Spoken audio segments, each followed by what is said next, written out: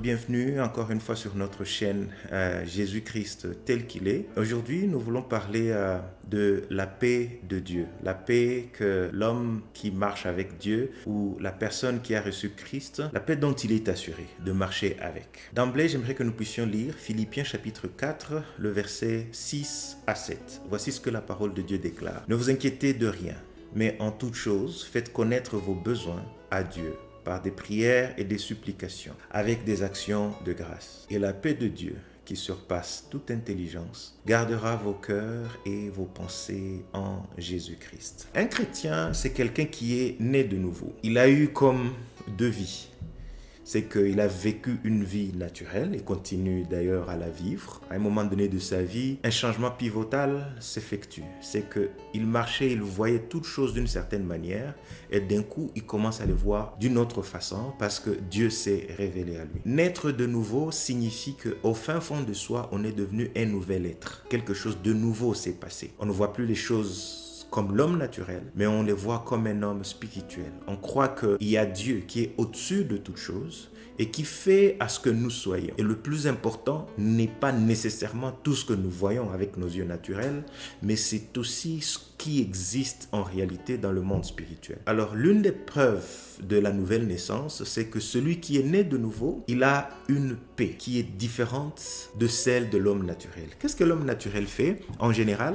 L'homme naturel, pour avoir la paix, il s'assure d'être dans un milieu qui lui procure cette paix. C'est-à-dire qu'il va avoir toutes les assurances. Il va mettre beaucoup d'efforts dans le fait de se sécuriser, dans le fait de se mettre à l'abri, que ce soit financièrement, dans son milieu social. Il va se préparer, étudier, travailler, faire beaucoup d'efforts. Il prend toutes ses responsabilités pour se dire que j'ai besoin de paix. À un moment donné, peut-être qu'il y aura un trouble. Comment pourrais-je faire de telle façon que je sois en paix, que je sois dans le calme? Mais cela n'arrive pas toujours. La différence, c'est que quand celui qui marche avec Dieu parle de paix, c'est que cette paix, elle vient de l'intérieur par le fait qu'il est assuré d'être avec un Dieu qui ne peut jamais lui être arraché. Alors, dans les vidéos précédentes, nous avons parlé de la paix avec Dieu, non pas de la paix de Dieu qui nous assure un calme et une tranquillité. Non, mais la paix avec Dieu d'abord, c'est-à-dire que il existe un trouble ou bien il existe un problème entre l'homme et Dieu et qu'il est important que l'homme soit en paix avec lui parce que dès le départ, au commencement, quand Dieu a créé l'homme, l'homme s'est rebellé, l'homme a voulu marcher selon lui-même, selon ses propres préceptes et non pas selon les préceptes de Dieu. Alors quand il naît de nouveau, il accepte de déposer la hache de guerre et de marcher selon ce que Dieu veut. Alors entre lui et Dieu, il n'y a plus d'antagonisme, il n'y a plus de problème. À partir de ce moment-là, arrive maintenant ce verset que nous venons de lire qui dit « Ne vous inquiétez de rien ». L'homme qui marche avec Dieu ne s'inquiète pas. Il ne s'inquiète de rien. C'est vraiment une phrase qui est très lourde de sens parce qu'en réalité, lorsque on essaie de regarder tout avec les yeux naturels, cela semble être impossible. Ne dit-on pas qu'un homme qui n'a peur de rien est un homme dangereux? On doit s'écarter parce qu'on ne sait jamais ce qu'il peut faire, mais c'est différent ici. C'est que la peur et l'inquiétude, c'est deux choses différentes. L'homme de Dieu peut avoir peur d'une situation qui peut arriver juste parce qu'il ne sait pas, il reste un homme naturel. Mais au fin fond de lui, il ne vit pas sur des inquiétudes. Il y a une différence entre avoir une peur spontanée de quelque chose qui se passe et le fait de vivre sur des inquiétudes, de ne pas dormir la nuit, de se poser la question de savoir comment les choses vont se passer demain et d'être inquiet jusqu'au point où on commence même à développer de l'anxiété. L'homme né de nouveau vit les mêmes situations ou bien rencontre les mêmes difficultés que toute autre personne dans ce monde. Il peut être malade, il peut avoir faim, il peut avoir des besoins normaux dont toute autre personne peut avoir, mais il y a une nette différence, c'est que au moment où il a faim, son cœur n'est pas anxieux. Est-ce que la faim ne lui fait pas mal? Oui, la faim lui fait mal. Est-ce que les injustices ne lui font pas mal? Oui, les injustices lui font mal. Mais la différence, c'est qu'il a dépassé le niveau de l'anxiété parce qu'il y a cette parole qui l'assure, qui lui dit « Ne t'inquiète jamais de quoi que ce soit. Ne sois anxieux dans aucune situation. » Alors on comprend qu'à partir de ce moment-là, ceci n'est pas une aptitude humaine. Ce n'est pas une qualité, quelque chose avec laquelle on est avec. C'est quelque chose que l'on acquiert. dans notre nouvelle nature après que nous soyons nés de nouveau. C'est pour cela qu'il ne sert à rien d'aller prouver à quelqu'un qu'on est né de nouveau ou pas. Non, envers soi-même, on le sait parce qu'on a une nature nouvelle. On commence à se dire, mais comment se peut-il que je peux être malade? Peut-être que tu as un cancer, peut-être que tu as une condition difficile à soigner. Mais quand les gens te regardent, ils disent, mais tu ne t'inquiètes pas, tu es vraiment bien, tu dors et sans avoir un souci. Pourtant, tu as mal dans ta chair. C'est pas que je suis extraordinaire, c'est pas que tu es extraordinaire si cela t'arrive. Non, c'est que dans la nouvelle nature, dans la nouvelle naissance, lorsque nous naissons de nouveau, nous nous asseyons sur une assurance et nous nous inquiétons de rien parce que nous savons que la pire des choses qui puissent nous arriver dans ce monde, c'est la mort. Et pourtant, Christ nous dit, il a vaincu la mort. C'est que la chose la plus difficile que nous puissions rencontrer ou bien affronter a été déjà vaincue par Dieu. Alors pourquoi s'inquiéter? Alors c'est ça la foi. C'est que la foi, soit on y croit, soit on n'y croit pas. Lorsqu'on n'y croit pas, vraiment, on a des difficultés d'arriver à ce niveau. On a des difficultés à ne pas être anxieux. Parce que quelque part, notre foi s'arrête et on se dit, c'est vrai que non, je ne peux pas croire jusqu'à ce niveau. Je ne suis pas très sûr que vraiment Dieu peut résoudre ce problème ou pas. Non, ici il ne s'agit pas de résoudre ou pas. Ici il s'agit simplement de vivre dans une autre dimension. Dans la dimension où même la mort a été vaincue. Dans la dimension où il n'y a plus rien de ce monde qui puisse conditionner notre état. Alors nous nous arrêtons de nous battre ou bien de jouer des coups, de pouvoir écarter les gens sur notre chemin parce que nous savons que là où Dieu a prévu que nous passions, nous allons passer. Il n'y a rien qui pourra empêcher à ce que nous passions.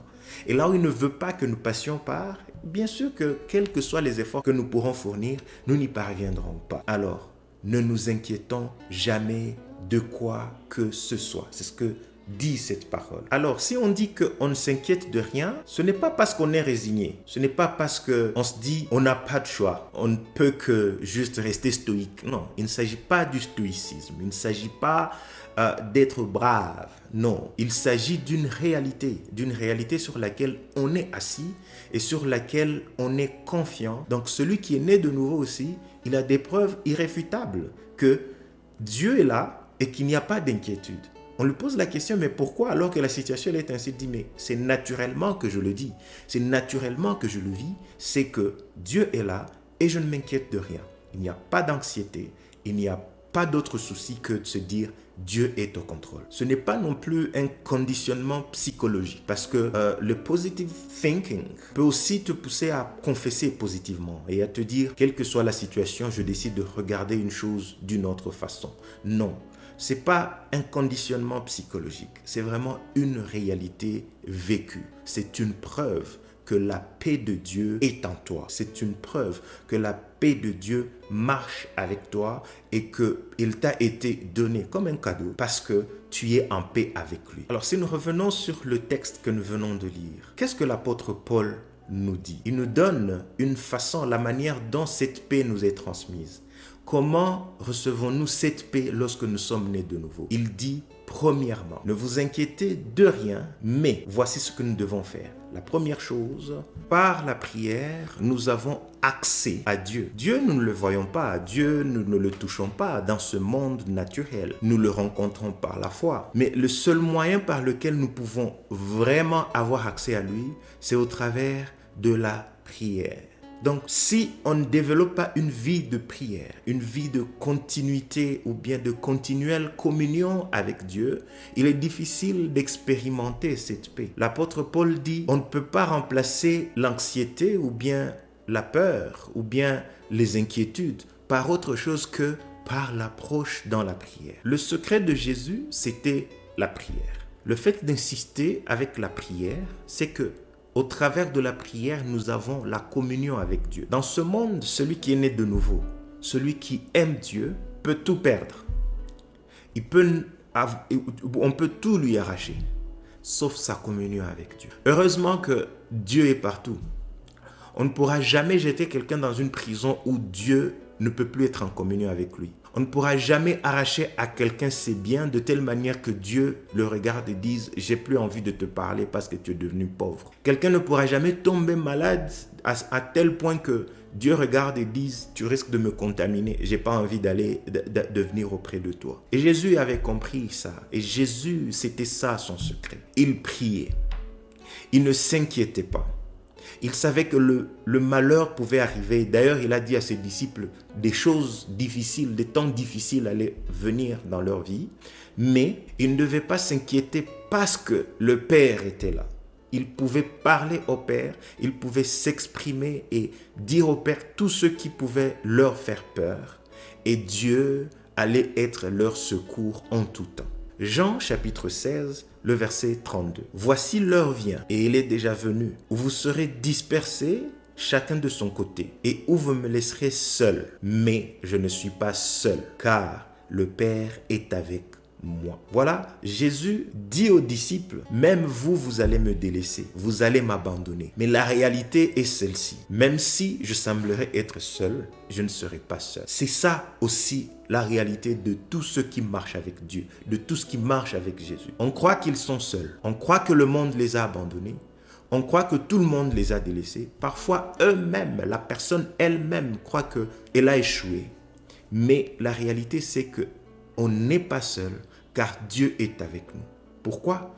Parce qu'au travers de la prière, nous sommes en communion continuelle et perpétuelle avec lui. Alors, il est très important ici de parler de vie chrétienne et de parler de Christ, parce que Christ, il est Dieu, mais il est aussi homme. Il reste le seul point d'accès à Dieu le Père. 1 Timothée 2, le verset 5. Car il y a un seul Dieu et aussi un seul médiateur entre Dieu et les hommes, Jésus-Christ, homme. Il y a un seul Dieu et il y a un seul médiateur entre Dieu et les hommes, Jésus-Christ, homme. Le côté homme de Jésus reste le seul point d'accès à Dieu. Il est 100% homme, 100% Dieu. Et c'est parce qu'il est homme qu'il a pris la part de l'homme en prenant ses péchés et en allant à la croix, en mourant à sa place, que l'homme a un accès à Dieu. Donc, nous devons prier au nom de Jésus. Nous devons aller vers Dieu au nom de Jésus. Parce que si ce n'est pas au nom de Jésus, cette prière dont l'apôtre Paul est en train de parler est impossible. Donc la paix aussi devient impossible. Parce qu'il dit, ne vous inquiétez de rien, mais en toute chose, faites paraître par des prières, au travers de la prière, au travers de la communion avec Dieu, mais la prière faite au nom de Jésus, car ça reste le seul point d'accès à Dieu, alors à ce moment-là, nous pouvons expérimenter la paix de Dieu. Et cela en toutes choses. Il dit en toutes choses. Le manger, le boire, dormir, se réveiller, jouer, sauter, rire, pleurer, le deuil. En toutes choses, nous ne pouvons pas faire le contour, nous ne pouvons pas aller au-delà de la prière. Il est impossible que la communion, bien le fait d'associer Dieu avec ce que nous sommes ou ce que nous faisons, ne fasse pas partie de notre quotidien. Sinon, nous allons vivre le trouble. Donc, le trouble, en d'autres termes, est un symptôme du fait que la communion avec Dieu ne marche pas bien. La prière ne marche pas bien parce que la prière, ce n'est pas la multiplication des paroles, non, mais c'est une communion continuelle avec Dieu. Que même lorsque je parle à Dieu, ça soit dans cette communion, dans cette réalité du fait qu'il n'y a plus rien qui me sépare de lui, j'ai la paix avec lui et alors je peux expérimenter ou bien je peux voir les clés d'accès à Dieu, à sa présence. Et dans sa présence, il y a de l'assurance. Ça, c'est la première chose. Au travers des prières, et il dit aussi, et des supplications avec action de grâce. Donc, celui qui prie, il n'est pas en train de supplier, non. Celui qui prie, il entre en communion avec Dieu. Mais malheureusement, nous confondons la prière avec le fait de supplier Dieu et de demander des choses. Non. Celui qui supplie Dieu, il lui montre les réalités du monde et de tout ce qui peut, entre guillemets, amener le trouble, mais il le fait avec action de grâce. Et c'est là que je veux insister. C'est que nous n'allons pas vers Dieu comme des gens qui ont désespéré, comme des gens qui disent « Seigneur, je suis mort, c'est fini pour moi, je n'ai plus d'autre espoir, voici, il faut que tu le fasses, si tu ne le fais pas. » Non. Il dit « avec action de grâce ». Et qu'est-ce que cela veut dire? Ça veut dire nous y allons avec un état d'esprit de louange.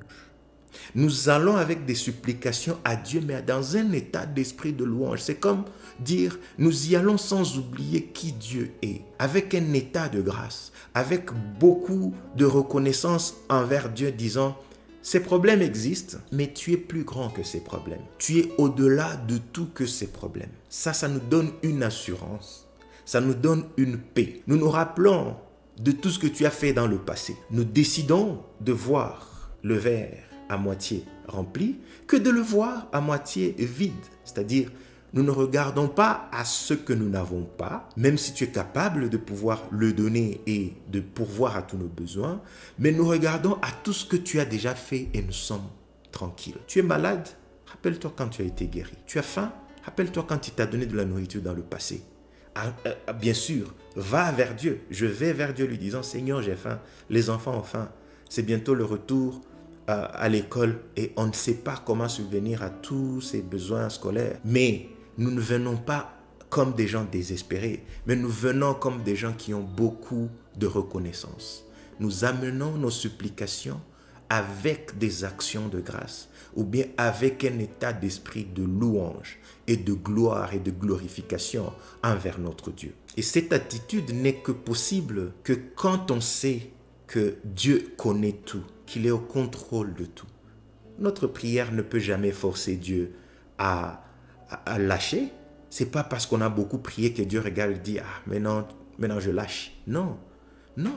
Dieu veut que nous prions pour que nous puissions nous associer à son action, pour que nous voyions sa grandeur, pour que nous voyions sa puissance. Mais il regarde, il sait regarder dans nos cœurs et de se dire « Il croit vraiment que je peux le faire et il me remercie pour tout ce que je suis capable de faire. » Et il est même prêt d'accepter que je ne le fasse pas. Voilà. Il est prêt à accepter que je ne le fasse pas parce que ce qui importe, c'est d'être avec moi. Cela donne la paix. Cela donne la paix parce que s'il est pour nous, nul ne peut jamais être contre nous. S'il est avec nous, ce que nous manquons, bien ce qui nous manque ne pourra jamais être une raison pour laquelle nous allons nous déconnecter de lui. Et lui le sait.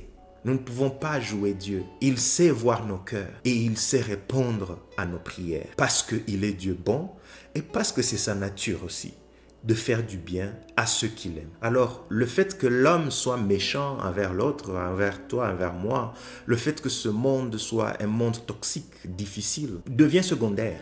Ça devient secondaire parce qu'on sait que Dieu, il est puissant. Nous allons vers lui avec des actions de grâce. Dans la prière, nous sommes en communion avec lui. Et lorsque nous supplions, lorsque nous lui montrons nos difficultés, nous venons avec une assurance, avec une louange à son endroit. Et tout le reste tout autour ne compte plus. Parce que même si on m'arrache la vie, ça ne fait pas de celui qui m'arrache la vie plus grand que Dieu. Or, je suis déjà du côté de Dieu. Ça me donne la paix, ça me donne la tranquillité, ça me donne de l'assurance. Alors, c'est là que l'on comprend maintenant le verset 7, où il dit « Et la paix qui surpasse tout entendement ». Donc, c'est comme pour dire, ça c'est la conséquence des deux premières choses du verset 6, où il dit « Par la prière et des supplications, venez auprès de Dieu avec des actions de grâce. » Et il dit, et la paix qui surpasse tout entendement. C'est que ce monde, j'ai commencé en disant que le chrétien, c'est pas un homme naturel, c'est un homme qui est né de nouveau. Le tout entendement ici, c'est par rapport au monde normal. Le monde normal regarde et dit, mais on ne comprend pas cette paix. Comment est-ce que tu peux être en paix à ce niveau? Comment tu peux être en paix avec cette difficulté? Comment tu peux être en paix alors que on t'a dit qu'il ne te reste plus que 2 semaines pour vivre et tu as la paix, tu dors tranquille et tu te réveilles. Non, ce qui fait que tu sois ici, c'est que c'est une paix qui t'a été donnée, qui surpasse tout entendement. Et voici ce que cette paix-là va faire. Elle va te protéger. La paix qui surpasse tout entendement gardera la chose la plus importante, vos cœurs, ton cœur. Jésus dit, ou sa parole dit, que garde ton cœur plus que toute autre chose. La meilleure façon de garder son cœur, c'est d'avoir la paix qui surpasse tout entendement.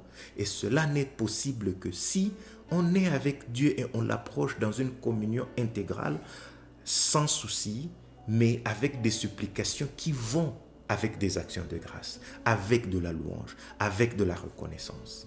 Elle gardera nos cœurs et gardera aussi nos pensées, parce que le cœur et la pensée, ça reste le champ de bataille pour la paix ou le trouble. On est troublé parce que c'est soit le cœur ou la pensée. On pense à quelque chose qui peut se passer et le cœur il est troublé.